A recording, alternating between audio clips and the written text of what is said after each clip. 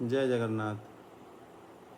वन्देऽहं श्रीगुरः श्रीयुतपदकमलं श्रीगुरून् वैष्णवंश श्रीरूपं साग्रजातं सहगणा रघुनाथान्वितं तं सजीवं साद्वैतं सावधूतं परिजनसहितं श्रीकृष्णचैतन्यदेवं श्रीराधाकृष्णपादान् सहगण ललिता श्रीविशाखान्वितांश्च। श्रीमद् भागवतम तृतीय स्कंद पंचम अध्याय श्लोक संख्या 21।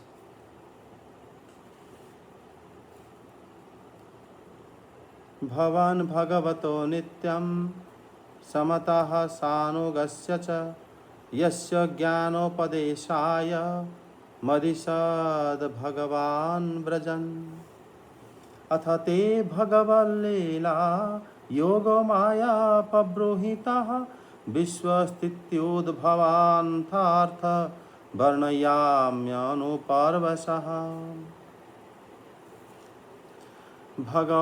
भगवानेक आसेद मग्रे आत्मात्मनं विभुः आत्मेच्छानुगतावात्मा नानामत्युपलक्ष्यणः स वा एष तदा स द्रष्टा नापश्यद दृश्यमेकराट् मेने असंत विमिवात्मानं सुप्त शक्तिरसुप्त द्रुक्। अनुवाद।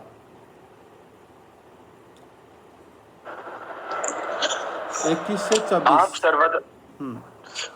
आप सर्वदा ही श्री भगवान और उनके भक्तों को अत्यंत प्रिय हैं, इसलिए भगवान निज धाम पधारते समय मुझे आपको ज्ञान उपदेश करने की आज्ञा दे गए हैं। इसलिए अब मैं जगत की उत्पत्ति, स्थिति और लय के लिए योगमाया के द्वारा विस्तारित हुई भगवान की विभिन्न लीलाओं का क्रमशः वर्णन करता हूँ। सृष्टि रचना के पूर्व समस्त आत्माओं के आत्मा एक पूर्ण परमात्मा ही थे, ना दृष्टा था ना दृश्य। सृष्टि काल में अनेक वृत्तियों के भेद से जो अनेकता दिखाई पड़ती है वह भी नहीं थे, क्योंकि उनकी इच्छा अकेले रहने की थी। वे ही दृष्टा होकर देखने लगे, परंतु उन्हें दृश्य दिखाई नहीं पड़ा, क्योंकि उस समय वे ही अद्वितीय रूप से प्रकाशित हो रहे थे। ऐसी अवस्था में वे अपने को असत के समान समझने लगे। वस्तुतः वे असत नहीं थे, क्योंकि उनकी शक्तियां ही सोई थीं, उनके ज्ञान का लोप नहीं हुआ था।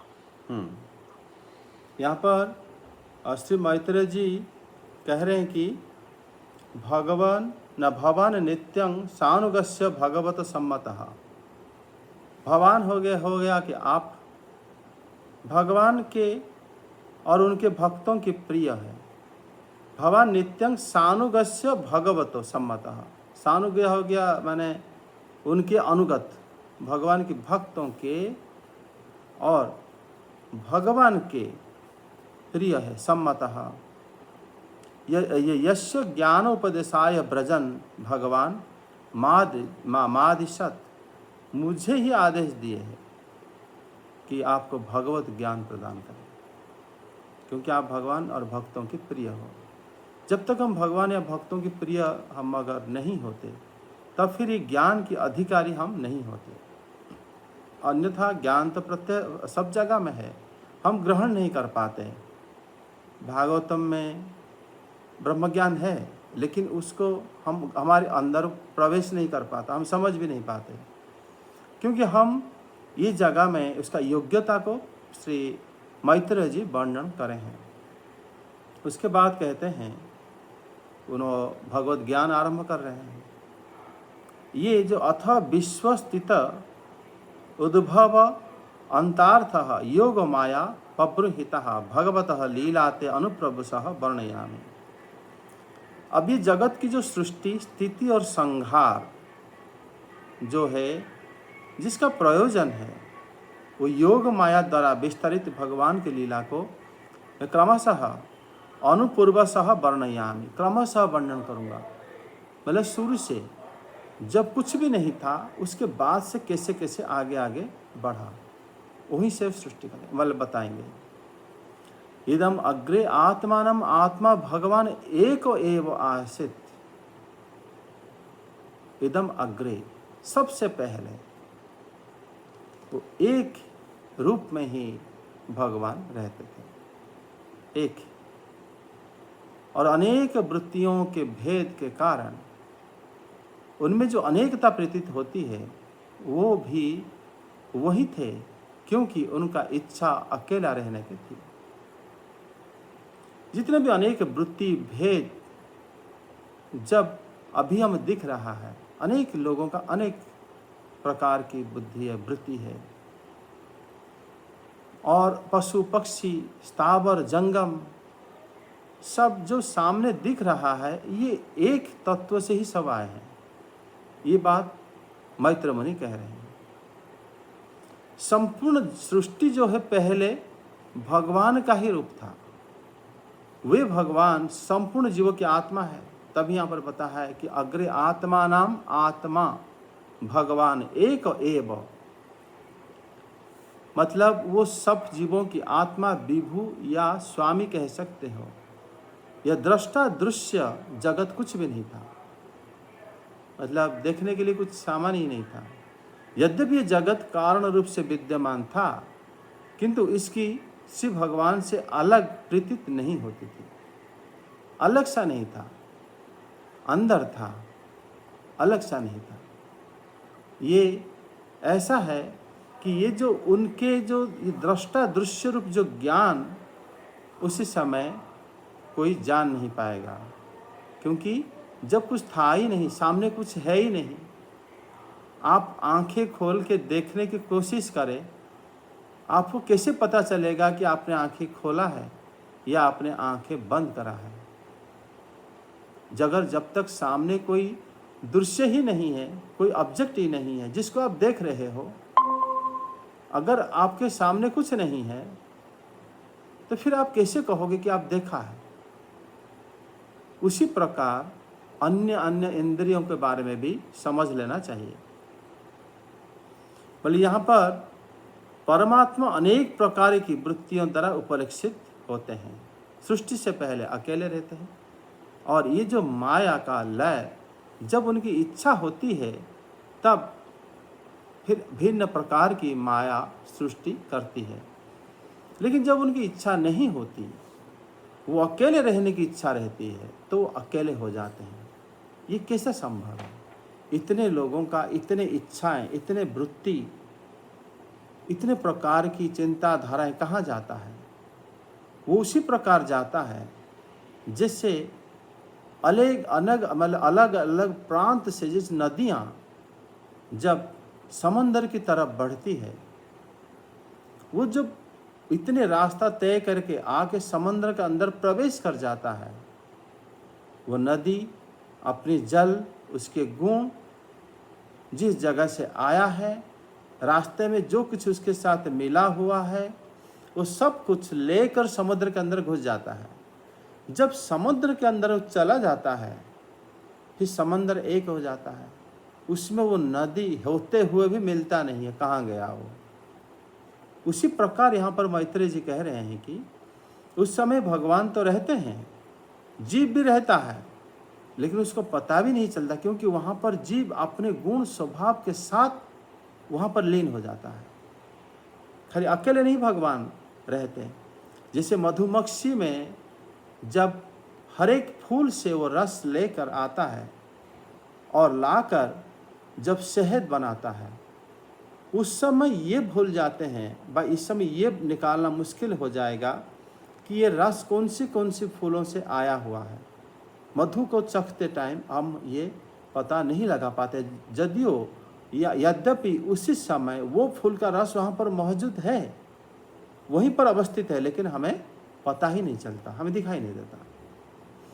उसी प्रकार श्री भगवान सृष्टि काल में अकेले रहते हुए भी सब लोग उनके पास रहते हैं, सारे जीव, उनके स्वभाव, उनके गुण, ये माया, सब कुछ, लेकिन वो अपने उनके अंदर प्रवेश करके खो जाते हैं।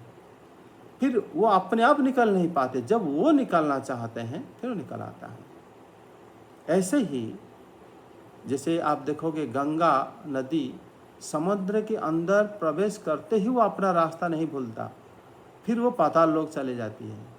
लेकिन अन्य नदियाँ समुद्र में लीन हो जाते हैं, पता नहीं चलता। ये सब भगवान की इच्छा से ही होता है। उसके बाद कह रहे 24 श्लोक में, तदा दृष्टा एव आस वैदृश्यम न अपश्यत सुप्त शक्ति है।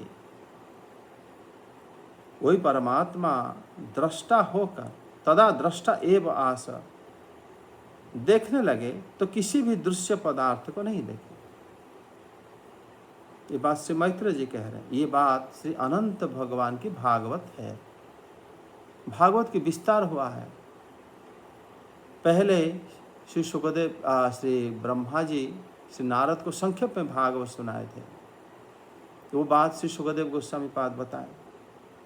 उसके बाद श्रीमद् भागवतम का ये जो अध्याय अभी चल रहा है, इसमें श्री मैत्र ऋषि जो कि श्री बृहस्पति न श्री के शिष्य स्वरूप हैं, हमारे पराशर जी के शिष्य हैं। पराशर जी के बृहस्पति, पराशर जी है बृहस्पति के शिष्य हैं। बृहस्पति देव जो चतुर कुमार के शिष्य हैं, कुमार संप्रदाय से श्री अनंत भगवान से ही भागवत को उसको विस्तार करते हैं कि सृष्टि कैसे हुआ था। संक्षेप से थोड़ा विस्तार इस जगह में मिलता है। उसमें बताते हैं कि जब परमात्मा देखने लगे, दृष्टा होकर देखने लगे, लेकिन उनको दृश्य पदार्थ नहीं दिखे, क्योंकि वो अकेले ही प्रकाशित हो रहे थे। तो अब का दुकेले हो गए। अब भगवान अपने आप को माया द्वारा जो सृष्टि करने के बाद वो भिन्न होकर देखते हैं। इसे अर्जुन जी को भगवद गीता में वाला बताए थे कि इनको देखो आप, वही अर्थ समझ लेना चाहिए कि भगवान यहाँ पर श्री मैत्री जी कह रहे हैं कि भगवान उस समय अकेले होकर रहते थे।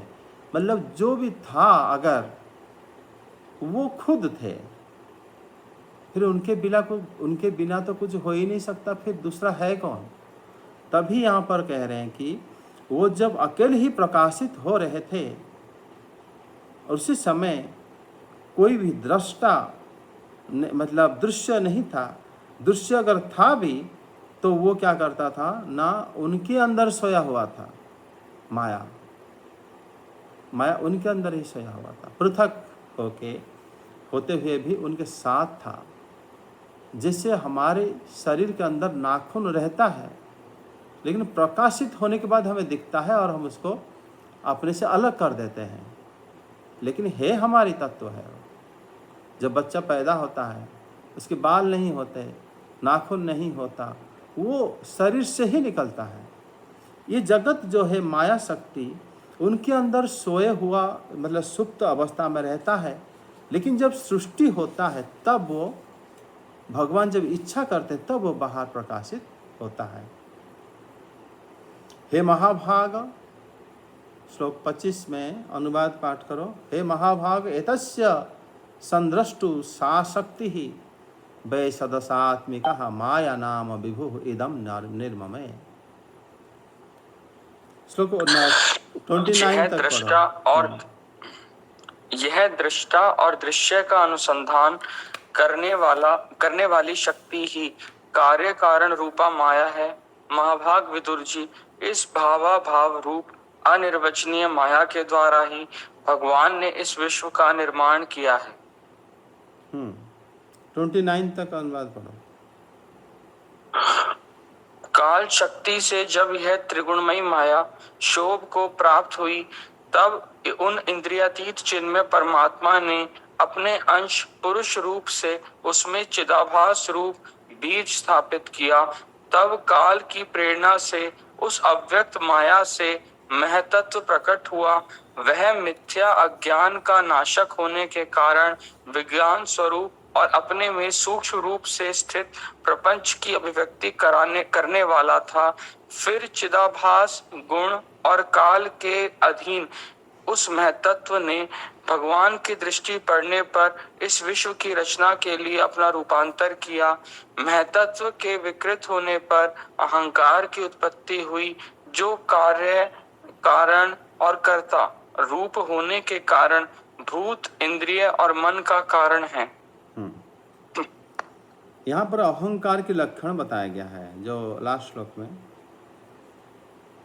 लोग कह रहे हैं कि महत तत्व से विकृत होने पर अहंकार की उत्पत्ति हुई, मतलब महान से अहंकार की उत्पन्न हुआ। यह अहंकार जो है कार्य, कारण एवं कर्ता का आश्रय है।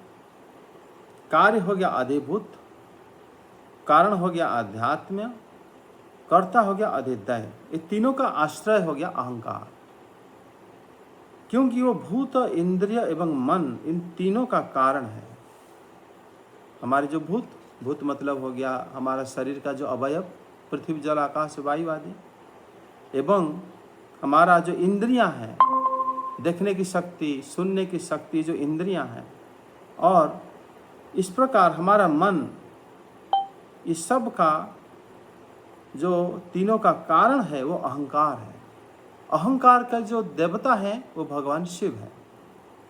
इनसे ही मन, यहाँ पर जो अधिष्ठात्र देवता कि मन की जो अधिष्ठात्र देवता चंद्रमा है, वो भी उन्हीं से ही सृष्टि हुआ, ऐसे समझ लेना चाहिए। आगे से पहले कहा गया है कि जो महत, वो दृष्टा, जो पुरुष की वो शक्ति सद असदात्मिका, सद असद दोनों ही वहीं से आया है। श्री भगवान की, जीव गोस्वामी पाद बताते हैं कि भगवान की शक्ति, कुछ कुछ शक्ति निर्जीव है, जड़ है, लेकिन वो भगवान से ही आया हुआ है। और उसको जो जानकर मायावादी लोग भगवान को कहते हैं कि यही भगवान से सृष्टि हुआ है, ये भी वो बिना समझे ही कहते हैं। भगवान की सृष्टि होते हुए भी ये भगवान से भिन्न है, ये बात वो नहीं जान पाते। मायावादी कहते हैं कि ये अगर भगवान से सृष्टि हुआ, यही भगवान है, ये भी भगवान है। इसलिए आप देखोगे सुखदेव गोस्वामी पाद जब परीक्षित महाराज को द्वितीय स्कंद में जब बताए तो बोले कि हे महाराज, मैं आपको भगवान के स्थूल रूप और सूक्ष्म रूप दोनों का वर्णन किया, लेकिन ये दोनों ही भक्त लोग ग्रहण नहीं करके भगवान के और स्वरूप को ग्रहण करते हैं। अर्थात भगवान के सारे रूप सत्य है, ये पृथ्वी भी सत्य है, लेकिन ये भगवान है, ये जो ज्ञान वो लोग देते हैं, कहते हैं कि ये भगवान नहीं है इसलिए जगत मिथ्या है, भगवान सत्य है। इस प्रकार भागवतम ऐसे नहीं बताता। भागवतम भगवान की बहिरंगा शक्ति को भी बड़े सुंदर भाव से बताया है। जैसे बहिरंगा शक्ति, जो शक्ति को अभी पराशर मुनि, यानी जो हमारा मैत्र मुनि, जो पराशर मुनि के शिष्य हैं, वो बता रहे हैं कि कैसे बहिरंगा शक्ति होते हुए भी श्री भगवान से उत्पन्न होता है। उत्पन्न तो होता है, लेकिन श्री भगवान स्थूल से भी भिन्न भी हैं और उनका शक्ति स्थूल जगत भी है। हाँ, भक्त लोग जो श्री भगवान को जिस प्रकार स्वरूप में ध्यान करते हैं, तभी श्री सुखदेव गोस्वामी पाद बताते हैं कि ये स्वरूप काल्पनिक है और ये भगवान का ही शक्ति है, इसमें कोई संदेह नहीं है। लेकिन भक्त उसी से ही प्रेम संपर्क नहीं रख कर वो दूसरा स्वरूप में रखते हैं। ये बात श्री सुखदेव गोस्वामी पाद पहले बता चुके हैं।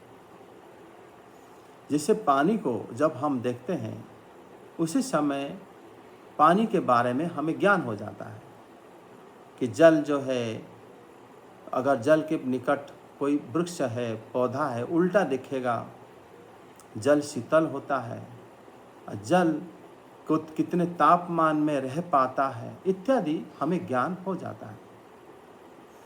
लेकिन जब मृग मरीचिका हम रेगिस्तान में देखते हैं, जब देखते हैं कि वहाँ पर रिफ्लेक्शन होकर हमें क्या करता है ना, जैसे लगता है कि वहाँ जल है, वहाँ पर जो पौधे हैं वो उल्टा दिखते हैं, तो हमें पता चलता है कि यहाँ पर जरूर पानी है।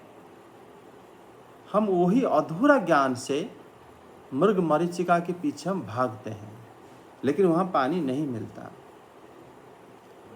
इसका अर्थ ये है कि जब पानी के लिए हम जा रहे हैं, तुम पानी का सारे धर्म को अच्छी तरह विवेचना नहीं करा।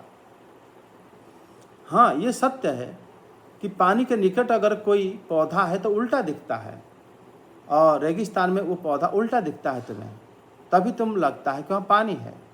लेकिन इतना ज्ञान पर्याप्त नहीं है। पानी शीतल भी होता है। इतने गर्मी में, इतने सूखा जहाँ पर पड़ा है, तो वहाँ पर पानी कैसे रह सकता है? हमें ये ज्ञान का, पानी का अच्छी तरह विचार किए बिना हम जाते हैं और वहाँ पानी हमें नहीं मिलता। हमारा ज्ञान मिथ्या नहीं है कि पानी में उल्टा दिखता है।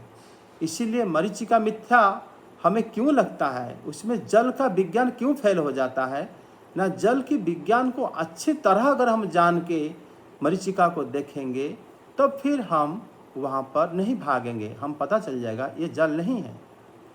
उसी प्रकार जब तक हम जगत को मिथ्या कहकर, जो मायावादी बोलते हैं, जगत भगवान से सृष्ट है, ये सत्य है, लेकिन ये जगत भगवान की तरह चिन्मय नहीं है, ये भी सत्य है।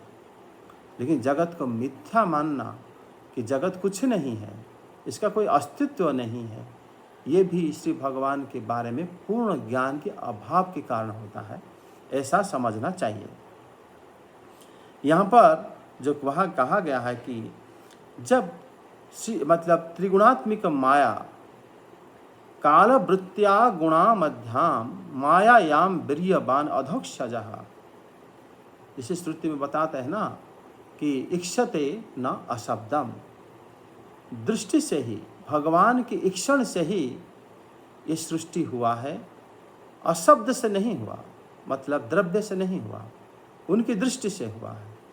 मतलब द्रव्य उन्होंने ही बनवा दिए हैं, उनकी इच्छा से ही बनवाए हैं। उसी प्रकार जैसे हमारी शरीर से हमारी जो केश आदि, बाल आदि और हमारा नाखून आदि सृष्टि होते हुए भी हमसे अलग है, लेकिन कारण तो वही है। हम उनको कभी भी दूसरे वस्तु के साथ तुलना नहीं कर सकते। ये निर्जीव वस्तु है, निर्जीव है, लेकिन वो उनका अंश भी है, ये भी समझना चाहिए। तभी यहाँ पर श्री मैत्रेय कह रहे हैं कि परमात्मा की इस जो माया शक्ति के द्वारा ही भगवान, ये जो सद असद अवर्चनीय माया शक्ति द्वारा ही भगवान इस जगत को निर्माण करे हैं। शक्ति उन्हीं का है, अपनी शक्ति से ही निर्माण करे हैं। और इसमें सृष्टि के प्रारंभ कालवृत्त्या गुणा मध्याम मायायाम वीर्यवान अधोक्षजः आत्मभूतेन पुरुषेण वीर्यमाध्यतः। जब श्री भगवान क्या करे, सृष्टि से पहले, सृष्टि आरंभ में त्रिगुणात्मिका माया काल शक्ति के द्वारा क्षोभ उत्पन्न कराए। अर्थात ये काल शक्ति श्री कृष्ण के अंदर सोया हुआ रहता है। देखो, हम श्री कृष्ण यहाँ पर अधोक्षज कहकर मैत्रेय मुनि वर्णन करे हैं, क्योंकि ये वह स्वरूप है जो स्वरूप को भक्त लोग भगवान की सुनते जरूर हैं, लेकिन भगवान को पूजा अर्चना प्रेम भाव वो दूसरे स्वरूप में मतलब रखते हैं, जो कि कृष्णाय गोविंदाय गोपीजन वल्लभाय स्वाहा, जो गोपीजन वल्लभ है, उन्हीं को भक्त लोग प्रार्थना करते हैं, उन्हीं के साथ संबंध स्थापन करते हैं। लेकिन ये जो स्वरूप है, जैसे अर्जुन जी एकादश अध्याय में भगवान की विराट स्वरूप का दर्शन करने के बाद उन्होंने भगवान की मूल रूप को देखने के लिए उनको प्रार्थना करे थे। अर्थात भगवान के अनेक रूप हैं, लेकिन वो स्वरूप को भक्त लोग आग्रह नहीं करते, लेकिन इससे भगवान के प्रति अनाग्रह जागृत नहीं होता। जैसे श्री शुकदेव कहे ये भगवान के स्वरूप है, लेकिन भक्त उनको आग्रह नहीं करते, ये भी सत्य है। मतलब भगवान की सारे रूप, अनेक रूप हैं जो हमारी कल्पना से परे हैं, लेकिन भक्त लोग वही श्याम सुंदर रूप को ही ध्यान करते हैं या उनके प्रति भक्ति भाव रखते हैं। यहाँ पर श्री मैत्रेय जी कह रहे हैं कि वही परमात्मा ने अपने अंश द्वारा ही चिद आभास वीर को आघात किया। मतलब वो कह रहे हैं कि ये ऐसा क्रिया है, भौतिक जगत की सृष्टि, भगवान को काल शक्ति को ही प्रेरणा देना और फिर अपना शक्ति को उस जगह में स्थापना करना, मतलब वो अपने को अलग कर रहे हैं उनसे, और वो पहले उन्हीं के साथ रहता है और उन्हीं से अभिन्न होकर रहता है, लेकिन सृष्टि के आरंभ में वो उनको भिन्न करते हैं। उसी प्रकार भिन्न करते हैं जैसे शरीर से हमारा बाल भिन्न हो जाता है, हम उसको कटवा देते हैं, फिर बाल निकल आता है इत्यादि। लेकिन वो बाहर की वस्तु नहीं है, वो उन्हीं की है। मूल कारण तो गोविंदम है, सर्व कारण कारणम, इसलिए इसको समझना पड़ता है। उसके पश्चात काल शक्ति के द्वारा प्रेरित अवय माया से महतत्व उत्पन्न हो, ततः काल चोदितात अव्यक्तात महतत्वम अभवत तमनुदः। उसके बाद महतत्व का उत्पन्न हुआ। निश्चित रूप से जो सृष्टि अभिक्रिया आरंभ हो गया है वो श्री भगवान की जो चिन्मय स्वरूप से भिन्न होकर आरंभ हुआ है, लेकिन उनसे भिन्न नहीं है। वो भगवान की ये भी एक स्वरूप है, भक्तों की आराध्य रूप से ही भिन्न जैसे समझना चाहिए। तो फिर ये जो अज्ञान नाशक और विज्ञान स्वरूप है और उनमें जो सूक्ष्म रूप से विद्यमान प्रपंच को अभिव्यक्त कराया, वही प्रपंच भगवान के अंदर सूक्ष्म रूप में विराजमान था। मतलब यहाँ पर जो भगवान के अंदर जो पुल्लिंग स्पुल्लिंग को निर्देश किया गया है, जो अज्ञान नाशक और विज्ञान स्वरूप था, भगवान का ही इच्छा है, भगवान की इच्छा से ही जगत को सृष्टि करे हैं। सत्व गुण की प्रधानता होने के कारण वो अपने भीतर संपूर्ण प्रपंच का जो प्रकाशक उनके भीतर था, उसी प्रकार जैसे बीज से वृक्ष अंकुरित हो जाता है। बीज जब हम डालते हैं उसी से वृक्ष निकल आता है। वो बीज के अंदर सुप्त अवस्था में रहता है, तब उसका कारण बीज है, लेकिन बीज और वो अलग भी हो जाते हैं। ये जो मतलब श्री भगवान जब यहाँ पर सृष्टि करे तो उन्होंने पहले महत्त्व को अपनी काल शक्ति इच्छा शक्ति द्वारा सृष्टि कराया। जो पहला रूप महत्त्व सृष्टि होता है, दूसरा रूप ब्रह्मांड, तीसरा सभी भूतों के अंतर्यामी रूप में भगवान अपने आप को सृष्टि करते हैं या अपने आप को विभाजित कर देते हैं सृष्टि के लिए। भगवान की दृष्टि पड़ते ही चिदाभास गुण का काल के अधीन वो महत्त्व में विश्व की सृष्टि के लिए अपने को विकृत कर दिया। मतलब यहाँ पर भगवत दृष्टि गोचरः, जहाँ की ब्रह्मसूत्र में कहा जाता है इक्षते न अशब्दम। जब भगवान की दृष्टि पड़ता है, यहाँ पर इसलिए भागवत में लिखा गया है भगवत दृष्टि गोचरः अंश गुण कलात्मा सो अपि अस्य विश्वस्य शुश्रूषया आत्मा आत्मानं व्याकरोत्। भगवान की दृष्टि जैसे ही पड़ा, महत्त्व ने विश्व की सृष्टि के लिए अपने आप को क्या करा ना व्यय करा, विकृत किया, बदला, कुछ और कुछ बनाने लगा, भिन्न वस्तु बनाने लगा। तो क्या है ना विकुर बनात महत तत्वात अहं तत्वं व्यजायता। यहाँ पर अहं तत्व हो गया अहंकार, उसी जगह से उत्पन्न हुआ या सृष्टि हुआ। यहाँ पर जिनका सृष्टि होता है उनका अंत भी होता है, लेकिन श्री भगवान ये सब कराए हैं, वो अंत नहीं होते। और ये जो हमें प्राप्त होता है अहंकार, मन, बुद्धि, ये खुद हमारे शरीर के अंदर वास करते हैं, लेकिन भागवतम जीव समझता है इनके माध्यम से।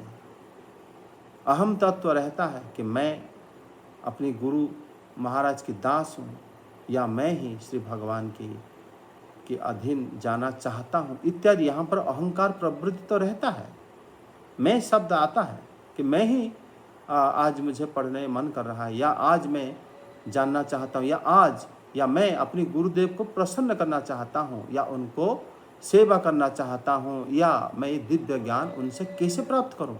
यहाँ तक अभिमान या अहंकार हमारे साथ रहता है।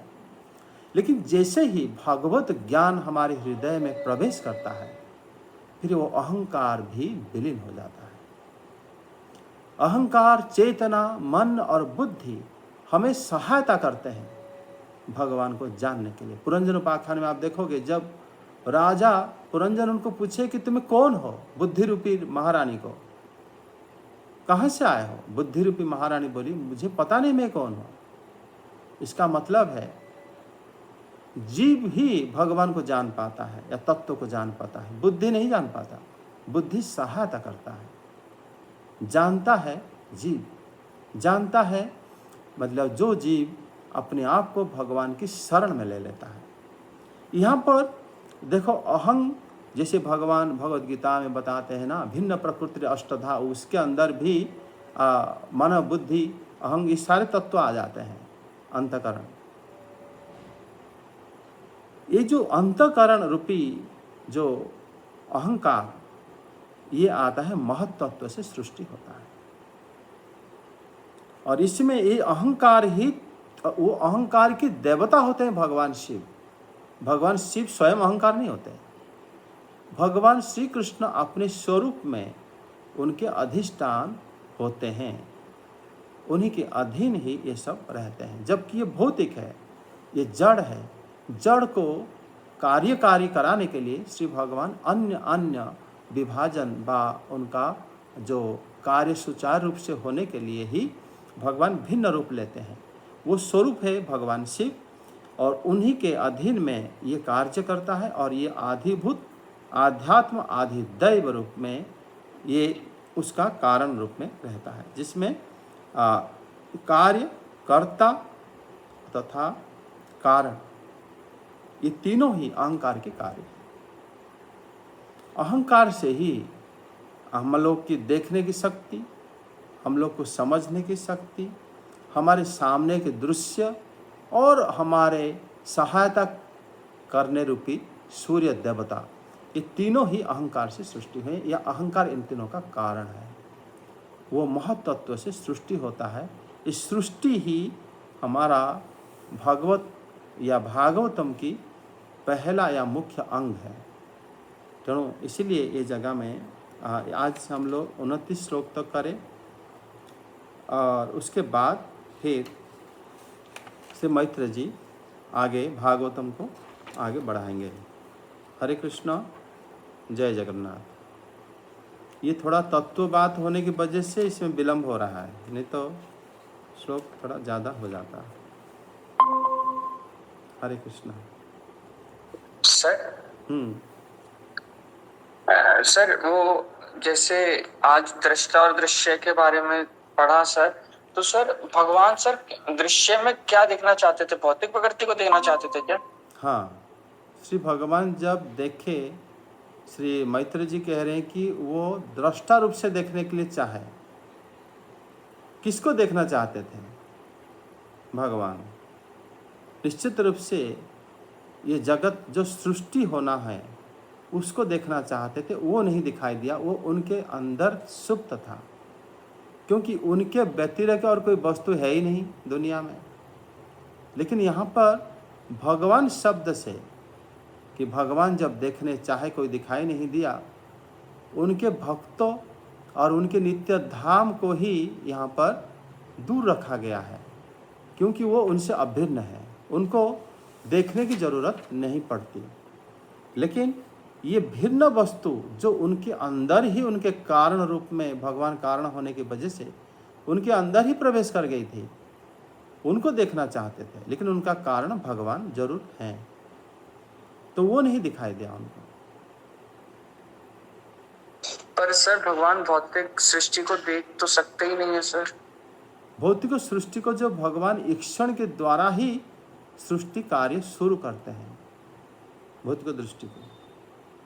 अगर जो भगवान जब तक यहाँ पर भगवत दृष्टि गोचर, इन्होंने मैत्र मुनि कह रहे हैं 28 श्लोक में, अंश गुण कलात्म भी, वो अपनी मतलब काल एवं महत्त्व विश्व की जो सृष्टि करे थे वो विकृत हो गया। भगवान की दृष्टि अगर नहीं रहेगा तो विकृत होगा कैसे?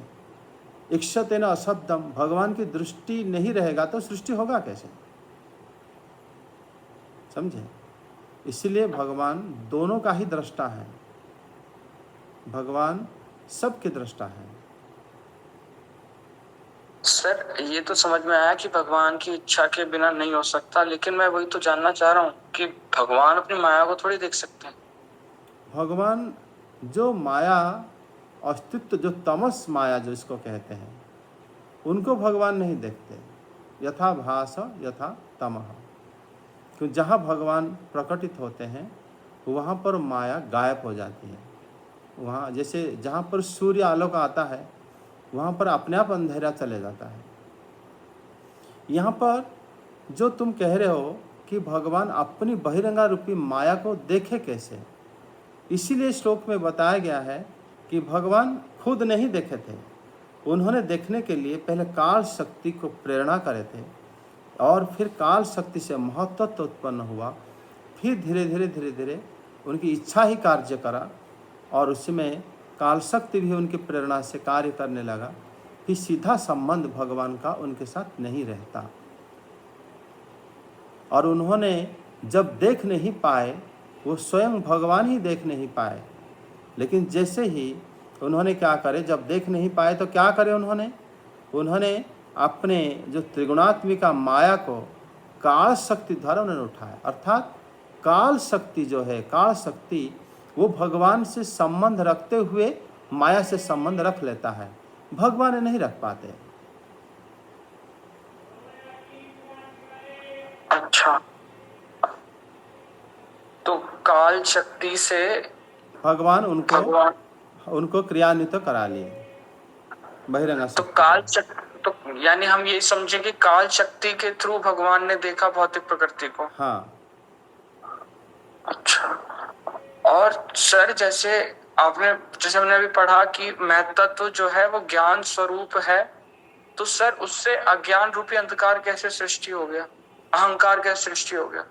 जो महत्त्व से पहले प्रधान सृष्टि होता है, ठीक है। यहाँ पर कह रहे हैं कि जो विश्व सृष्टि के लिए उन्होंने जब महत्त्व सृष्टि हुआ, वो भी काल की प्रेरणा से सृष्टि हुआ, प्रकृति से जब सृष्टि हुआ वो महत्त्व विकृत हो के फिर अहंकार हुआ, अहंकार के अंदर ही सारा चीज़ रहा। तो इसलिए यहाँ पर दो प्रकार की शिव शक्ति को या शंकर भगवान को व्याख्या किया गया है, पहले मूल काल रूप में, दूसरा अहंकार के रूप में। यहाँ पर तुम्हारा जो प्रश्न है, तुम्हारा क्या प्रश्न था? कि सर जो महत्त्व है वो ज्ञान रूप होने पर, वो मतलब विज्ञान रूप होने पर भी उससे सर अहंकार जो कि अज्ञान में है वो कैसे सृष्टि हो गया? कौन सा श्लोक था ये? सर ये श्लोक था, अच्छा ये 27 श्लोक है, 27 है सर। हाँ। विज्ञानात्मात्मा आत्मदेहस्थ विश्वम व्यंजयन तथा काल चोदितात अव्यक्तात महत्तत्वम अभवत तमनुदः। ये काल जो हमारा जो महान जो अज्ञान नाशक जो विज्ञान स्वरूप था, कौन? जो पहले सृष्टि हुआ काल शक्ति द्वारा प्रेरित होने पर माया से जो पहले सृष्टि हुआ वो विज्ञान आत्मपद था। वो पूर्ण सत्व गुण था, सत्व गुण की प्रधानता था और भीतर जो है विद्यमान संपूर्ण प्रपंच का प्रकाशक था। प्रधान के अंदर ही रहता ये प्रपंच रहता था और प्रधान स्वयं ज्ञानमय था और उसके अंदर ही अज्ञान विराज। जिससे अजान हमारा भगवान श्री कृष्ण जो बोले थे एकादश स्कंद में, विद्या और अविद्या दोनों ही भौतिक शक्ति है भगवान की। मतलब अगर विद्या प्रधान में सृष्टि नहीं हुआ होता व महत्त्व में ज्ञान सृष्टि नहीं हुआ होता, तो फिर इस सृष्टि को ज्ञान आएगा कैसे, कहाँ से आएगा? सबका अलग अलग ज्ञान, अलग अलग धर्म, ये प्रवृत्ति ही पहले सृष्टि हो गया था। फिर उसके अंदर विवेचना करके हम ठीक मार्ग को जाने के लिए ही, जिससे हम लोग एक वस्तु सामने देखते, सोना देखते हैं या आयरन को देखते हैं, उनके अंदर भी एक ज्ञान शक्ति छुपा है। ये विश्लेषण के द्वारा जान सकते हो कि जब सोना को आप तपाओगे वो कम नहीं होगा, लोहा को तपाओगे धीरे धीरे धीरे धीरे वो अलग वस्तु में परिणत हो सकता है, या किसी के साथ मतलब जितने भी वस्तु है उसके साथ मिल जाता है, रिएक्ट हो जाता है, उसका धर्म उसके अंदर विद्यमान है। ये सब एक एक ज्ञान है जो हमें प्रदान करता है। जब हम एक वस्तु, मोटा वस्तु को ऊपर रखते छोड़ देते हैं, धरती पर आकृष्ट हो जाता है। पेपर का हम देखते हैं कि पेपर का गुण या प्रत्येक वस्तु का जितने भी प्रकार की सब गुण है वो एक एक ज्ञान है, और वो ज्ञान समाहार रूप में पहले विद्यमान था। और यहाँ पर एक ये भी कह रहे हैं कि जब वो महत्त्व सृष्टि हुआ, ये महत्त्व जो संपूर्ण प्रपंच का प्रकाशक था, जैसे बीज से वृक्ष आता है, ज्ञान रूप में या कारण रूप में बीज के अंदर वृक्ष छुपा रहता है, उसी प्रकार ये महत्त्व के अंदर वो ज्ञान भी, उसके अंदर वही ज्ञान वास करता है, नया उस पर डाला नहीं जाता। लेकिन हालांकि ये भगवान की इच्छा से काल शक्ति द्वारा सृष्ट है, भगवान की परोक्षता इसमें है, लेकिन उसके अंदर ज्ञान भी वास करता है। ज्ञान अगर वास नहीं करता तो हम लोग फिर सारे वस्तु से ज्ञान को सीख कर फिर उसी ज्ञान को त्याग करके फिर हम भगवान के पास जाते हैं। समझे? अविद्या और विद्या दोनों को ही त्याग किया जाता है जानने के बाद, तभी जाके हम परमानंद वस्तु भगवान को जान पाते हैं, जीव जान पाता है। और ये सब माध्यम होते हैं, सहायता करते हैं। सर, जैसे मैं तो ये समझता हूँ कि इस संसार में जो भी कुछ हम सीखते हैं वो सब अविद्या है। तो महत्त्व में कौन सी विद्या के बारे में बात की गई है? संसार में जो तुम सीखते हो अविद्या कैसे है वो पहले व्याख्या करो, उसी के अंदर विद्या भी मौजूद रहता है। हाँ ठीक है सर, ये समझ में आ गया। ठीक है। जो अविद्या मतलब दो पहलू होता है, वही ज्ञान हमें जब अविद्या रूप में हमारे सामने आता है, उसको त्याग करना रूपी ज्ञान भी वहीं से हमें मिलता है। तो ज्ञान सब जगह में प्रवेश करता है। यहाँ पर उसी के अंदर प्रपंच भी विद्यमान था, महत्त्व के अंदर। तो वो दोनों, वो पूरा अज्ञान रूपा था और ये हमारा ज्ञान रूपा था महत्त्व, दोनों की सम्मिश्रण में जगत हुआ है। तो जगत से ये सारे वस्तुओं में ये ज्ञान इसीलिए विद्यमान रहता है। समझ में आया? यानी अविद्या को छोड़ना, अज्ञान को छोड़ना ही ज्ञान है। ये उस अज्ञान, ये ज्ञान उसमें है महत्त्व। हाँ, ये ज्ञान भी विद्यमान रहता है, नहीं तो फिर हम उसको क्यों छोड़ते हैं? फिर जीव भी जैसे ही वो समझ लेता है, जीव समझ लेता है इसको हम लोग भोजन करने से ये स्वाद होगा, इसको अधिक भोजन करने से ये एसिडिटी होगा, इसको भोजन करने से तुम्हारे मतलब स्किन काला पड़ जाएंगे इत्यादि। जब हम सब सुन लिए, ज्ञान है। फिर हम जो डिसीजन लेते हैं वो उसको जान के तो लेते हैं। और वो सब वस्तु जैसे हम जाने कि संसार ऐसा है, ये संसार उन्हीं से सृष्टि हुआ है। जब ये सब तुमने जाना और फिर इसके अंदर रह के जाना, सबसे बड़ी बात है। मतलब महत्त्व के अंदर हमारे शरीर सृष्टि हुआ, इस शरीर में के अंदर रहकर तुमने जाना कि ये सृष्टि दूसरे जगह से आया है। अतः ये संसार में सारे वस्तु को हम या तो भगवान की सेवा में लगा दें, या तो सबके साथ जैसे तैसे शरीर निर्वाह करके सबको त्याग दें, मन से वैराग्य उत्पन्न करें। तब फिर हम भगवान के प्रति दिव्य भाव में युक्त हो जाते हैं। जी सर, ठीक है सर। हरे कृष्ण, जय जगन्नाथ। हरे कृष्ण, जय जगन्नाथ।